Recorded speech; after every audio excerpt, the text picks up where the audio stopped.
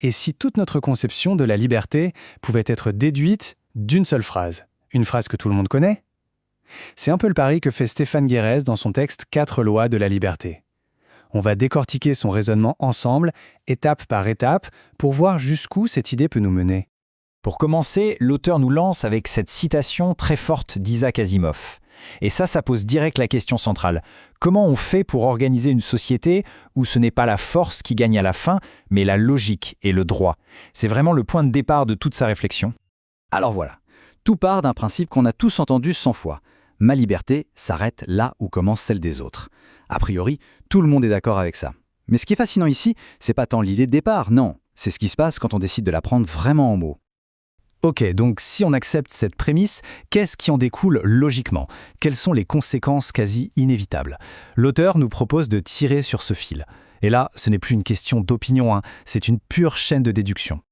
Et la toute première chose qui en découle, la conséquence numéro 1 et la plus importante, c'est l'idée de symétrie. C'est simple en fait. Si ma liberté s'arrête à celle de l'autre et que la sienne s'arrête à la mienne, eh bien ça veut dire que devant la loi, nos rôles sont parfaitement interchangeables. C'est ça que l'auteur va appeler une société symétrique. Retenez bien ce terme, c'est vraiment la clé de tout. L'idée, c'est que du point de vue du droit, il n'y a aucune différence entre ma position et celle de n'importe qui d'autre. Pas de statut spécial, pas de privilège, pas de passe-droit.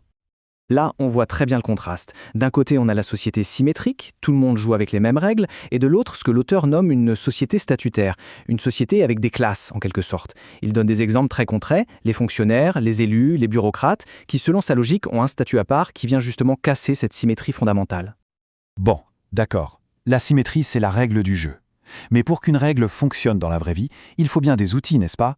C'est là qu'arrivent les 3 autres conséquences, que l'auteur voit comme les 3 piliers de la liberté. Alors, comment ça s'enchaîne? Premier pilier, la norme. Pour que la limite de ma liberté soit claire et concrète, il faut la matérialiser. C'est le rôle de la propriété privée. Deuxième pilier, le respect. Une fois la norme posée, il faut un système pour la faire appliquer, pour réparer les torts. C'est le boulot de la police et de la justice. Et enfin, troisième pilier, l'association. Les gens s'associent, signent des contrats. Eh bien, il faut une défense pour protéger tous ces accords volontaires des menaces qui viendraient de l'extérieur. Mais attention, c'est là que le raisonnement devient particulièrement intéressant. L'auteur ne se contente pas de dire « bon, il nous faut une police et une armée ». Non, il ajoute une condition, et elle est absolument cruciale. Et là voilà, cette condition, c'est le cœur du réacteur. Police, justice, défense, d'accord, mais à une seule condition.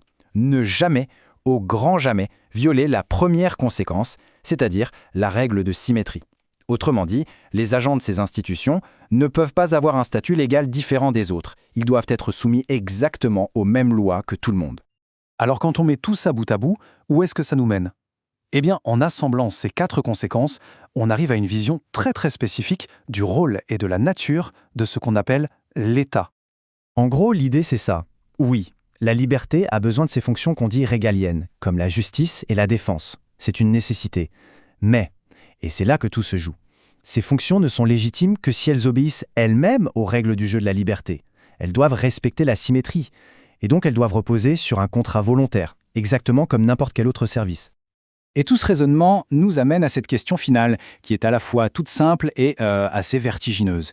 Si on suit cette logique jusqu'au bout, est-ce que cette organisation qui fournit la justice et la défense ne devrait pas être vue finalement comme une simple entreprise de service, une association basée sur un accord volontaire et non pas comme une autorité qu'on nous impose? Voilà une pensée qui mérite qu'on s'y attarde un peu.